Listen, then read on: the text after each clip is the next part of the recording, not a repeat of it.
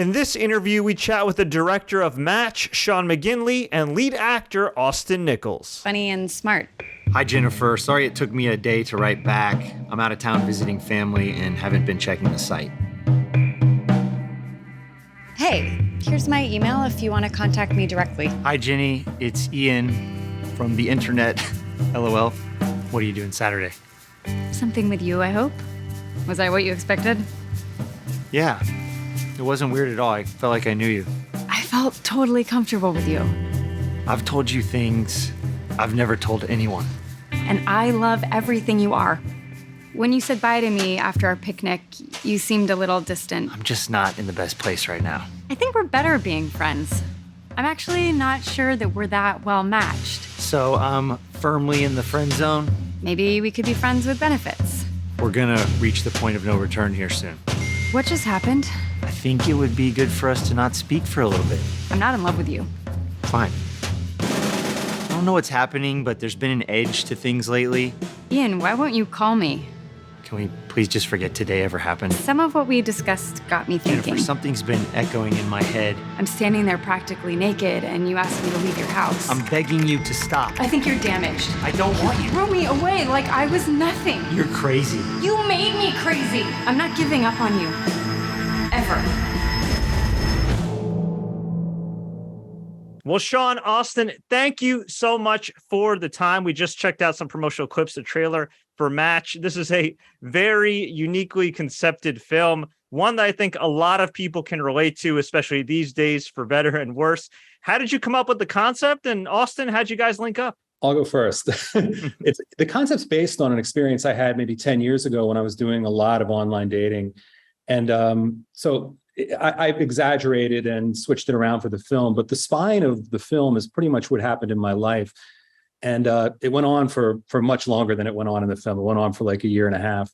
And a friend of mine said, "Did you ever see the play Love Letters? Because I think there could be an interesting thing with what you're going through, but just telling the whole story with just texts and emails." So that was where, the writing of it came from. The actual making of the film is a different story, and it just came out of I had another film I was going to do, like a traditional, normal, like people in bars and rooms and cars and everything else, sort of independent film that we were going to start March 20th, 2020. It got canceled. I was sitting around and I was like, is there a way to do something during the pandemic? And I had this idea, which was all just basically two actors. They never interact. Everything just happens by email and text. And Austin's a friend of mine who I've worked with before. And I called him up and I'm like, are you down for doing something like this? Because everyone was really scared at that point. Well, Sean and I worked together before we did this movie about two brothers in Texas called Lawless Range. And I just loved working with him and always call him and bother him and ask him what he's doing and if there's anything for me in there. So the funny story is that other movie he was talking about, I always hit him up and I'm like, dude, what are you doing? And I go in and I audition for that and I wasn't right for it. And we kind of close call though, very close call. Yeah, but I knew I wasn't, but I loved his script. I love him. I wanted to do something with him. So then we haven't talked in a minute and then I get a call and he goes, "Hey, I got this idea. It's something that's, like COVID shootable." And I'm like, "What do you mean?" And he goes, "It's this, these two people meet. It's based on this thing that happened to me, two people that meet on a dating website. And it kind of chronicles their ups and downs and how it starts, beginning, middle, and an end and all the crazy twists and turns." And I was like, "Awesome, send it to me." And we shot this movie in 5 days, which I've never done. I don't think anyone has ever done. We were shooting about 17 pages a day. And, we rehearsed like a play. We shot it, it was like doing a play. We just, tons and tons of material all at once. And it was challenging and it was so fun. And Anna O'Reilly's incredible. And I hope people enjoy it as much as I do. I'm assuming this was written right before the pandemic, right? Or was this kind of around that time? Because in the film, as you mentioned, in the film, like the actors don't actually physically interact with each other. So did you have to adapt it once everything kind of hit the fan in March of 2020? Well, the way I originally wrote it was as a play, and I've never done a play, and I have no connection to the theater world.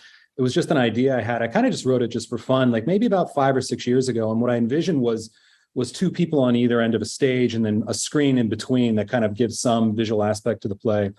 And it had, just been sitting on a shelf for a while. And then the pandemic is what made me think, like, let me get this thing out. Maybe there's a way to do this within the confines of the pandemic. And so that's what we did. The world premiere is going to be at the Regal LA Live Theater on September 17th as part of the DTLA Film Festival. So we're all definitely looking forward to that.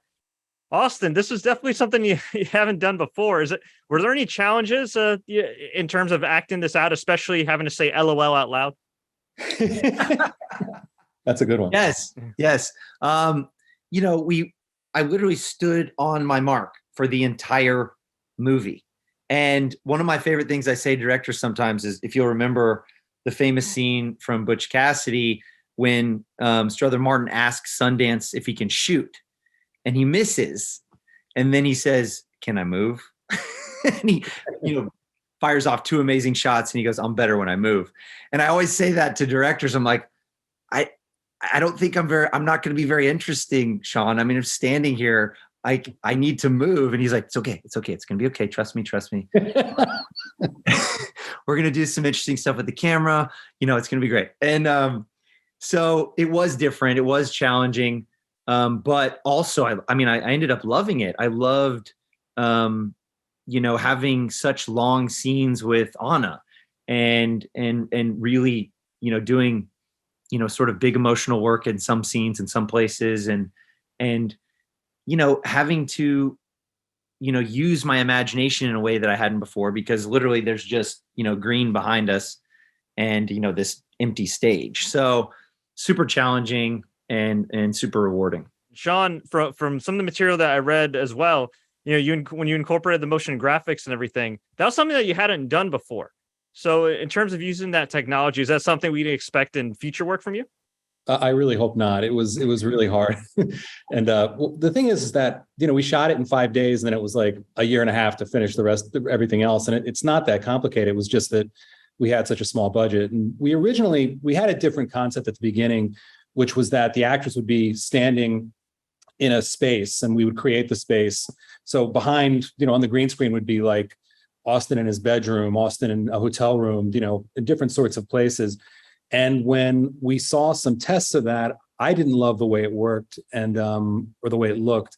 And I remember I had a conversation with Austin because he saw it, and I was at the time still kind of hanging on to it. And I'm like, it's going to look better. They're going to make it look better. And he said to me, he goes, okay. He goes, I believe you. Like, let's say that it looks perfect. Let's say it looks fantastic. He goes, how much does that add to your film? And that for me, I was just like, it kind of crashed down on me. I'm like, I don't think that this way we had been going forward was going to work. And the other thing is that I feel like when I've done this many times with someone you're seeing or starting to date, getting into these marathon texting sessions. And I kind of feel like you go into a sort of like a world that's sort of kind of not real. It's just kind of like you're in this little space, this little bubble where only the two of you exist. And so I felt like using, monochromatic colors or just like, shades of colors in the background was what would work best. But it took some time to figure that out. And then it also took some time to find somebody who would do it and, for the money that we had. And so it became a situation with a company there on the East Coast, actually in Philadelphia, who said, we'll do it. But, for that money, we're doing it in between the stuff we're getting paid for. So it dragged out for quite some time. Also, you had mentioned that you've known Sean for a while and that you call him and talk about different projects and everything else. For both of you, how important is it to kind of have that chemistry between actor and filmmaker? Obviously, at the end of the day, you're all professionals. Not everybody you're necessarily going to be friends with. But when you do kind of have that friendship and that chemistry, how much does that add to any project you guys are working on together? It's huge. Look, you can make great things with a perfect stranger. You can make great things with a friend. I think you can also make crap with friends and with a perfect stranger. So making movies is very, very hard. And there's, some magic involved, and like, they don't always turn out great. And, so if I've had a great experience with somebody like I did with Sean, I want to work with them again and again and again. And, that's just sort of always been my gut instinct. And, you work with great people, but then also, do you like them? and Sean's a guy I like, and so it's a double whammy. You know, he's very talented, but also I think we get along, and it's a fun work environment when we do it. Yeah, as a director, it's just nice. First of all, just I mean, practically, you know, you can't imagine the months that are spent sending offers to people and saying, you know, and then like a month goes by and they're like, yeah, they never even bothered to read it. So it's nice practically just to be able to call somebody up and Austin's always like, yeah, I'll read it, and if I like it, you'll hear from me, and it goes quick.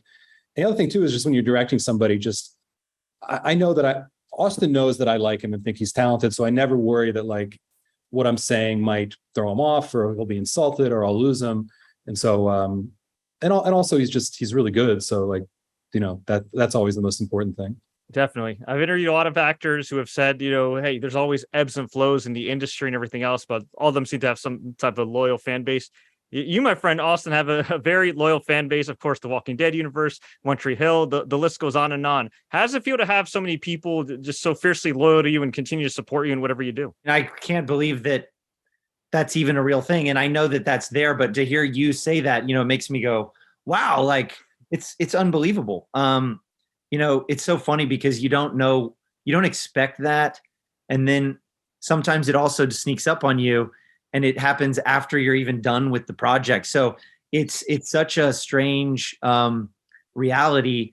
But you know, since the pandemic happened and we've all sort of been more on these devices and communicating that way, I have been more aware of the fans and how amazing they are. And I've been more communicative because in the past I was probably, you know, a little bit like anti-technology and, you know, was shied away from computers and phones, but I definitely have embraced them more. And yeah, to have support like that is huge. And as an actor trying to stay in the game, you know, if you know, if you know, the people that are making decisions can see that there are some people who like you and will pay the money and watch your stuff, that always helps. Before we let you guys go, we always like to ask our guests some kind of random and rapid fire questions just to get to know them better. Are you ready? Ready? Yeah. Right. Favorite late night snack or cheat meal? Ice cream. Same here. Any kind of ice cream? Mexican vanilla. It's Amy's Ice Cream out of Austin, Texas. Any mint chocolate chip. As far as actors and filmmakers, who are your all-time favorite actors and filmmakers? Robert Altman. There's so many though. I'm a huge fan of Sam Fuller and those like kind of awesome B movies he made that were kind of under the gun at the major studios a long time ago. I love Westerns. I love John Ford. I love Hal Ashby's one of my favorites. I like, you know, there's one of my favorite actors who I almost got to work with like 12 years ago, and he's not an old guy, is Michael Shannon. I've always loved his work, and I took a meeting with him. And at the time, this is not that long ago. He didn't have a phone, so we were calling a theater where he was living or something like that, and trying to get him to answer it. And then finally he answered it, and he's like, "Yeah, I don't think I can do it. I'm doing a play." And I'm like, "All right, but someday." Such an interesting dude. One time I was in New York with a friend in a restaurant, and I didn't know who was coming, but Michael Shannon showed up. And he literally grabs a chair. He's wearing a huge coat and a hood and a parka. And he gets a chair and he pulls it way, way back here. And he sits down. And I shit you not, he's like 15 feet from the table. And he came to see us and he sat down with us and he was kind of talking from 15 feet away. No lie. my meeting with him wasn't that weird, but he was dryly funny. He was actually more normal than I expected, given what I had been told. And the fact that he just didn't have a phone was strange. And this would have been 10, 11 years ago. Love him to death. Hey, Austin, you said you were disconnected. I mean, look, the guy didn't even have a phone. So, you know, I think he's got you beat there. Oh, man. Yeah, Mike Shannon wins. Yeah, there you go. What was your most awkward moment filming Match? I was going to wait to tell Sean this like in 20 years, but I'm going to tell it now because you just teed it up and it's perfect. I was doing an experimental vitamin stack during shooting, and I did it every day, and it was vitamin C, lion's mane, and a microdose of psilocybin. And I've done lots of research and listened to a ton of podcasts, and I was, all these different people in Silicon Valley and all these people that are trying to do creative things or microdosing psilocybin, all this stuff. So I'd done it before. So I was like, I don't feel anything. So I'm okay to go, try this with Sean on this movie. And every day was fine, except the last day. And at lunch, I took the same dosage, or so I thought.